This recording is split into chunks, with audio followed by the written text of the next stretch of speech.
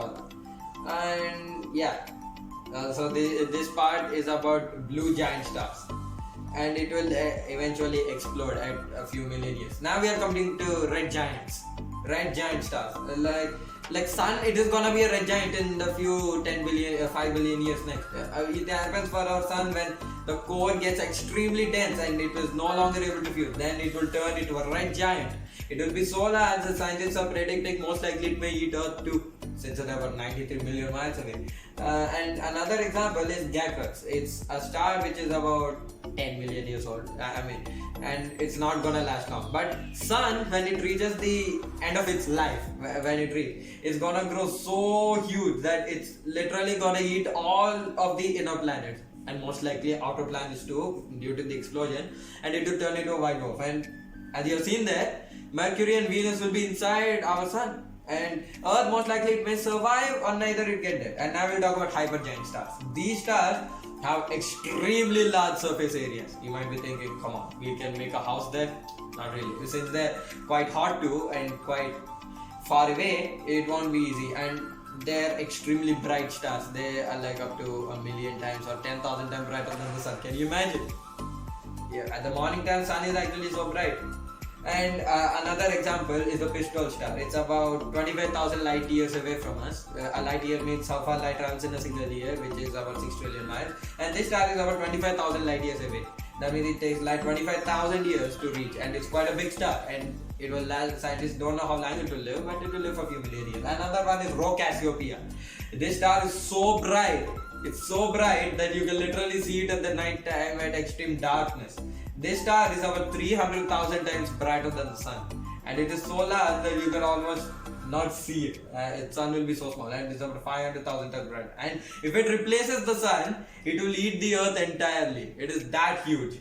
You can say bye-bye to Earth. No, only if the star gets replaced. It's about 8,000 light years away from us, and yellow hypergiants are quite rare. You cannot find them everywhere, like how you find red giants and blue giant stars. They're very rare to find, and since they're quite large, they will explode eventually. So you might be thinking, can Rho Cassiopeia be the largest?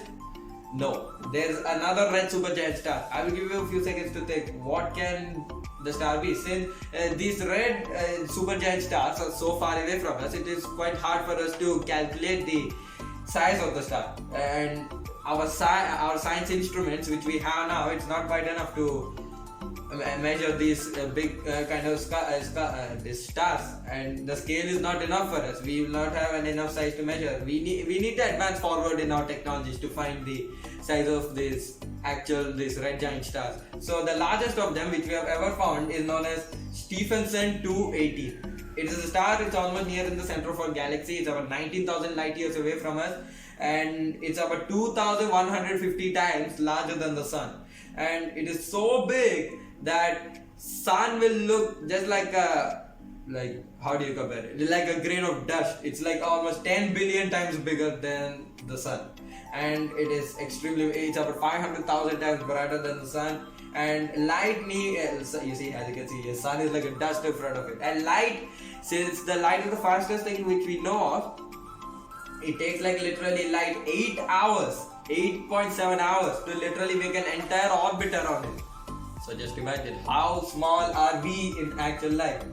And if you actually replace it in our solar system, it will reach all the way Saturn. Saturn will be Mercury. And when the scientists are saying when the star actually compresses, it will leave all of its hydrogen and fuel and eventually explode in a supernova. And it will give birth to another star. It might be most likely a black hole or a neutron star. We cannot see. But we can hope for it. So yeah, that was the brightest star which was ever been found, and the biggest star too. And stars are the one which we need.